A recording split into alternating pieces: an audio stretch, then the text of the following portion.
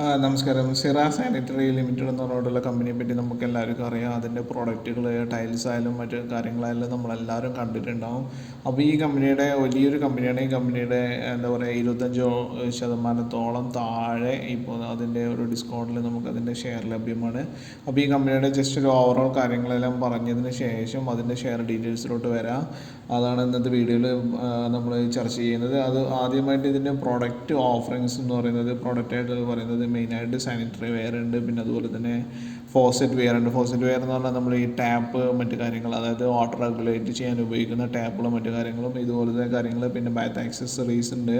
പിന്നെ kitchen sings, mirrors, പിന്നെ ceramic tiles, modular kitchens etcetera. ഇത്രയും കാര്യങ്ങളാണ് മെയിനായിട്ട് ഇവരുടെ ഒരു പ്രോഡക്റ്റ് പോർട്ട്ഫോളിയോ എന്ന് പറയുന്നത്. പിന്നെ അതുപോലെ തന്നെ ഈ പ്രോഡക്റ്റ് പോർട്ട്ഫോളിയോ എന്ന് പറയുന്നത് ഇവർ ജസ്റ്റ് ഡിഫറെൻറ്റ് കൈൻഡ്സ് ആണ്. അതായത് പ്രൈസ് ഡിഫറെൻറ്റ് പ്രൈസ് റേഞ്ചിനുണ്ട്. അതുപോലെ തന്നെ ഡിഫറെൻറ്റ് ഡിസൈൻ മെട്രിക്സ് ഉണ്ട്. അതുപോലെ ഡിഫറെൻറ്റ് സൈസ്, അത് മാസ് വെയ്റ്റിനനുസരിച്ചുള്ളതുണ്ട്. ഡിഫറെൻറ്റ് പ്രീമിയം അതുപോലെ തന്നെ ലക്ഷറി കാറ്റഗറീസ് എല്ലാം ഈ പ്രോഡക്റ്റിൽ അവർക്കുണ്ട്. അതായത് ചെറിയ കാശ് മുതൽ വലിയ കാശ് വരത്തുള്ള വിവിധ തരത്തിലുള്ള പ്രോഡക്റ്റുകൾ ഇവർക്കുണ്ടെന്ന് സാരം. അതുപോലെ തന്നെ ഇവരുടെ ലീഡർഷിപ്പ് നോക്കുകയാണെങ്കിൽ മാർക്കറ്റ് ലീഡറാണ്. ഓഫ് ഇന്ത്യയിലെ സാനിറ്ററി വെയറിലെ മാർക്കറ്റ് ലീഡറാണ്. പിന്നെ അതുപോലെ തന്നെ largest sanitary ware facilities in India എല്ലാം ഈ കമ്പനിക്ക് ഉണ്ടെന്ന് നമുക്ക് കാണാൻ പറ്റുന്നതാണ്. പിന്നെ ഇവരുടെ ഒരു റവന്യൂ ബ്രേക്കപ്പ് നോക്കുകയാണെങ്കിൽ മെയിനായിട്ട് സാനിറ്ററി വെയർ 49% അവരുടെ റവന്യൂ കിട്ടുന്നത് സാനിറ്ററി വെയർ എന്നാണ്. പിന്നെ അതുപോലെ ഫോസറ്റ് വെയറിന് 35%, അതുപോലെ തന്നെ ടൈൽസിന്ന് 11%, അതുപോലെ തന്നെ ബാത്ത് വെയറിന് 5% റവന്യൂ കിട്ടുന്നത് എന്ന് കാണാൻ പറ്റുന്നതാണ്.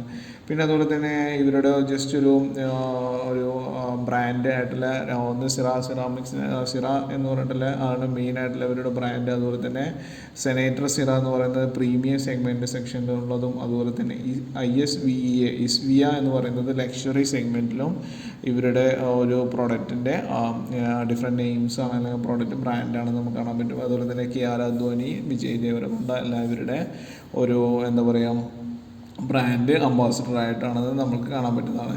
ഇതുപോലെ തന്നെ കമ്പനി ലോഞ്ചിന് 136 സാനിറ്ററി വെയർ, അതുപോലെ തന്നെ 744 faucet ware new product since 2022 2022 മുതൽ ഇത്രയും പുതിയ പ്രോഡക്റ്റുകൾ അവർ മാർക്കറ്റിൽ എത്തിച്ചിട്ടുണ്ടെന്ന് കാണാൻ പറ്റുന്നതാണ്. പിന്നെ അതുപോലെ തന്നെ ഇവർക്കൊരു വലിയ ഡീലർ നെറ്റ്വർക്ക് ഉണ്ട്. 2024 Q3 ആകുമ്പോഴേക്കും ഇവർക്ക് ഏകദേശം 6000 ഡീലേഴ്സ് ഇന്ത്യയിൽ ഒട്ടാകെ ഉണ്ട്. അതുപോലെ തന്നെ 11,300 റീറ്റെയിലേഴ്സും അക്രോസ് ഉണ്ട്. അതായത് വലിയൊരു കമ്പനി മാർക്കറ്റിൽ എത്രത്തോളം ഇവർ പെനട്രേറ്റ് ആയിരിക്കുന്നു എന്ന് നമുക്ക് കാണാൻ പറ്റുന്നതാണ്. It operate 30 depot at centralised location across India for distribution of its. ഏകദേശം വലിയ 30ഓളം ഡിപ്പോകൾ ഇവർക്ക് ഇന്ത്യയിൽ ഒട്ടാകുന്നുണ്ടെന്ന് അറിയാൻ പറ്റുന്നതാണ്. പിന്നെ അതുപോലെ തന്നെ മാനുഫാക്ചറിങ് ഫെസിലിറ്റീസ് നോക്കുകയാണെങ്കിൽ ഇവർക്ക് മെയിനായിട്ടുള്ള മെഹ്സാന ഗുജറാത്തിലാണ് മെയിനായിട്ടുള്ള ഒരു മാനുഫാക്ചറിങ് ഫെസിലിറ്റി ഉള്ളത്. പിന്നെ total manufacturing capacity 34,000 metric ton per annum for sanitary വെയറും. പിന്നെ അതുപോലെ തന്നെ 28 ലക്ഷം പീസസ് പെർ ആനം, അതായത് 28 ലക്ഷത്തോളം പീസസാണ് അവർ ഫോസറ്റ് വെയറിന് ഉണ്ടാക്കുന്നുണ്ടെന്ന് കാണാൻ പറ്റുന്നതാണ്. പിന്നെ അവർ ക്യാപിറ്റൽ എക്സ്പെൻഡിച്ചർ നോക്കുകയാണെങ്കിൽ expansion project comprising green field sanitary ware project at A cost of Rs 129 crores completed over 24 months to zero date, and brownfield expansion faucet wear capacity entailing of a cost of 69 crores. അപ്പോൾ ഇത്തരം വലിയ ഒരു capital expenditure അവർ ഫ്യൂച്ചറിലോട്ട് കാണുന്നത് എന്ന് കാണാൻ പറ്റുന്നതാണ്. പിന്നെ ഇതൊക്കെയാണ് അവരുടെ ബ്രാൻഡ് സിറ, ലെസ്റ്റർ സിറ, സെനേറ്റർ, ഇസ്വിയ നമ്മളിത് ഡിസ്കസ് ചെയ്തതാണ്. ഇനി ഇവരുടെ ഒരു പ്രോഡക്റ്റ് നോക്കുകയാണെങ്കിൽ സാനിറ്ററി വെയർസ്, ഡിഫറെൻ്റ് ആയിട്ടുള്ള ഫോസറ്റ് ആൻഡ് ഷവേഴ്സ്, അപ്പോൾ അതുപോലെ തന്നെ ടൈൽസ്, വെൽനെസ്, പിന്നെ ഇത്രയും കാര്യങ്ങളെല്ലാം ഇവരുടെ പ്രോഡക്റ്റായിട്ട് ഇവരുടെ പ്രോഡക്റ്റ് ഫോട്ടോകൾ കാണാവുന്നതാണ്. ഇനി ഇവരുടെ ഒരു എന്താ പറയുക മറ്റേ കാര്യങ്ങൾ നോക്കുകയാണെങ്കിൽ ഇവരുടെ ഒരു ഷെയർ ഡീറ്റെയിൽസുമായിട്ട് ബന്ധപ്പെട്ട് നോക്കുകയാണെങ്കിൽ ഇവരുടെ മാർക്കറ്റ് ക്യാപ്പ് 10,756 crore ആണ്. അതുപോലെ തന്നെ കറണ്ട് പ്രൈസ് 8,270 റുപ്പീസാണ്. അതായത് 11,500 റുപ്പീസോളം ഹൈ വന്നിട്ടുണ്ടായിരുന്നു. അതിനുശേഷമാണ് ഇതിൽ താഴോട്ട് വന്നിരിക്കുന്നത്. ഏകദേശം 25% എബോ ഓളം ഡിസ്കൗണ്ടിലാണെന്ന് നമുക്ക് കാണാൻ പറ്റുന്നത് ഓൾ ടൈം ഹൈയിൽ നിന്ന്. പിന്നെ അതിൽ ROE എല്ലാം ഹൈ ആണ്. 24.6 ROCയും 19% ROE ഉണ്ട്. അതുപോലെ തന്നെ പ്രൊമോട്ടർ ഹോൾഡിംഗ് 54.5%, അതുപോലെ പ്ലഡ്ജ്ഡ് പെർസെൻറ്റേജ് 0 ആണ്. അതായത് ഈ ഷെയറും മറ്റു കാര്യങ്ങളൊന്നും വെച്ചിട്ട് അവർ ലോൺ എടുത്തിട്ടില്ല എന്ന് നമുക്ക് കാണാൻ പറ്റുന്നതാണ്. DI holding 7.3, FII foreign invest 21% ഉണ്ട്. Price to earning 46%. എന്തുകൊണ്ടും വലിയൊരു സ്ട്രോങ് ആയിട്ടുള്ള കമ്പനിയാണെന്ന് നമുക്ക് ഇത്തരം കാര്യങ്ങൾ നോക്കുമ്പോൾ തന്നെ കാണാൻ പറ്റും. ഇനി ഇവരുടെ ഒരു ജസ്റ്റ് ഒരു ഇത് നോക്കുകയാണെങ്കിൽ ഇതാണ് ഓൾ ടൈം ആയിട്ടുള്ള ഇവരുടെ ഷെയർ ഡീറ്റെയിൽസ്. ഇതാണ് ഏറ്റവും ഹൈയിലോട്ട് വന്നതിന് ശേഷം ഇപ്പോൾ ഇത്രയും താഴോട്ട് വന്നിരിക്കുകയാണ്. അപ്പോൾ ഈ കാര്യങ്ങൾ നോക്കുമ്പോൾ തന്നെ നമുക്കറിയാം 200 DMAയുടെ താഴെയാണ്, 200 ഡിസ്പ്ലേസ്മെൻറ്റ് മൂവിങ് ആവറേജിൻ്റെ താഴെയാണ്. ഇപ്പോഴത്തെ ഈ പ്രൈസ് മേടിക്കുകയാണെങ്കിൽ ഒരു അധികം വൈകാതെ തന്നെ നമുക്കൊരു അപ്പ് പ്രതീക്ഷിക്കാം. ബിക്കോസ് കമ്പനി അത്രയും സ്ട്രോങ് ആണെന്നും അവരുടെ മാർക്കറ്റിൽ അവരുടെ ഒരു ഇതും എത്ര ഉണ്ടെന്ന് നമ്മൾ ഓൾറെഡി ഡിസ്കസ് ചെയ്ത് കഴിഞ്ഞു. ഇനി ഇവരുടെ ഒരു ജസ്റ്റ് ക്വാർട്ടർലി റിസൾട്ട് നോക്കുകയാണെങ്കിൽ ഇപ്പോൾ ഇവരുടെ ഷെയർ പ്രൈസ് കുറയാനുള്ള കാരണം ഈ ക്വാർട്ടർലി റിസൾട്ട്സ് ആണ്. അതായത് സെയിൽസ് 398, മാർച്ചിൽ അത് 547 കുറച്ച് കുറഞ്ഞിട്ടുണ്ട്. എക്സ്പെൻസസ് കുറഞ്ഞിട്ടുണ്ട് ഓഫ്റ്റർ.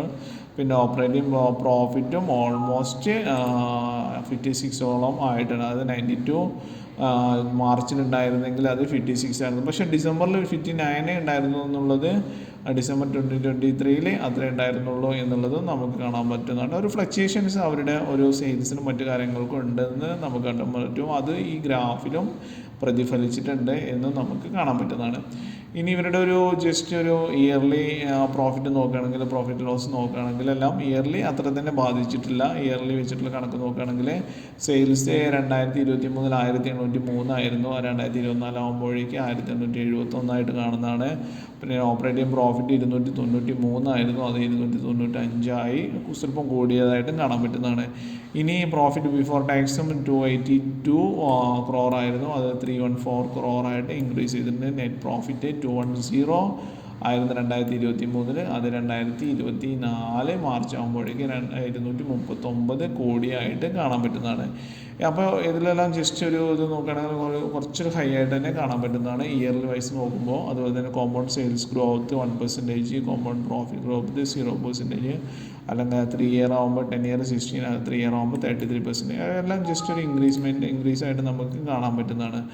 അപ്പോൾ ഇത്തരം കാര്യങ്ങളാണ് ഇതിൻ്റെ ഒരു ജസ്റ്റ് ഓവറോൾ ഡീറ്റെയിൽസ് ആയിട്ട് നോക്കുകയാണെങ്കിൽ. മറ്റ് ഷെയർ ഹോൾഡർ ഡീറ്റെയിൽസും മറ്റു കാര്യങ്ങളും നോക്കുകയാണെങ്കിലും ഒരു 54% ഇതിൻ്റെ പ്രൊമോട്ടർ അടുത്താണെന്നും കാണാൻ പറ്റുന്നതാണ്. സ്ട്രോങ് ആണ്. പിന്നെ അതുപോലെ തന്നെ മറ്റ് FIIയും അവരുടെ ഗ്രാജുവലായിട്ട് ഇൻക്രീസ് ചെയ്യുകയാണ് ചെയ്തിരിക്കുന്നത്. DIയും ഗ്രാജുവലായിട്ട് അവരുടെ ഷെയർ ഹോൾഡിംഗ് ഇൻക്രീസ് ചെയ്തിരിക്കുകയാണെന്ന് കാണാൻ പറ്റും. അപ്പോൾ ഇതെല്ലാം കാണിച്ചിരിക്കുന്നത് കമ്പനി ഒരു ഫിനാൻഷ്യലി സ്ട്രോങ് ആൻഡ് സ്റ്റേബിൾ സ്റ്റേജിലാണ്.